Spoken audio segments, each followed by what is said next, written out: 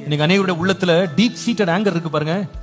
அந்த ஆங்கர்னால ஒருவருடைய மனைவி அழுது கொண்டே இருக்கிறார், ரொம்ப நாள் அழுகிறா. அவரால் அந்த வேதனையை தாங்க முடியல. ஏன்னா அந்த கோபம் கொப்பளிச்சு கொப்பளிச்சு கொப்பளிச்சு அவதான் அதுக்கு பகடக்காயா மாதிரி அடி வாங்கியே வாழ்க்கையெல்லாம் போச்சு. சில பிள்ளைகளுடைய வாழ்க்கை தகப்பனுடைய கோபம், தாயினுடைய கோபத்தினால சிதைந்து சீரழிஞ்சு போனது உண்மை. தங்களுடைய குடும்பத்தாரையே குற்றம் சொல்லி எல்லாரையும் மனதையும் சரீரத்தையும் பாதிச்சு உடைச்சு நொறுக்கி எத்தனை குடும்பங்கள் சிதைஞ்சு போச்சு தெரியுமா? எத்தனை குடும்பங்கள் கண்ணீர்ல உட்கார்ந்து இருக்கு தெரியுமா? ஏன்னா ஒரு ஆளுடைய கோபத்தை அவர் வெளியே கொண்டு போகாதனால.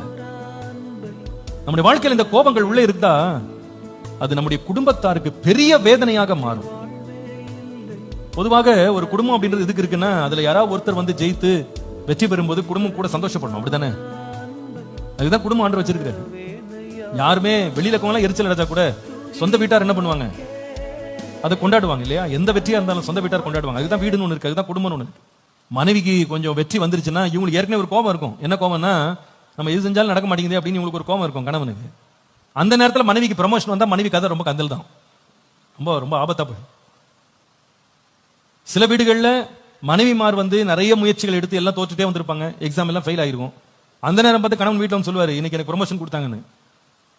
நீங்க அந்த தோல்விகளை நீங்க கோபமாக மாற்றாம கடந்து போயிருந்தீங்கன்னா அந்த சந்தோஷமான செய்தியை கேட்டு நீங்க சந்தோஷப்பட்டுருவீங்க. ஆனா அந்த தோல்வியை உங்க கோபமா மாத்தி நீங்க உள்ள ஸ்டோர் பண்ணி வச்சிருந்தீங்கன்னா உங்களுக்கு கொண்டாட தோணாது. எப்படி தோணும்? அந்த நேரத்தில் ஒரு தவறான வார்த்தை பேசணும்னு தான் தோணும். அதை அசட்டை செய்து அதை வந்து காயப்படுத்தி வேதனைப்படுத்துறவர்களா மாறிடுவாங்க. மற்றவர்களை பாராட்டி அவங்களை வந்து சந்தோஷப்படுத்துற ஒரு குணம் உள்ளது வராது.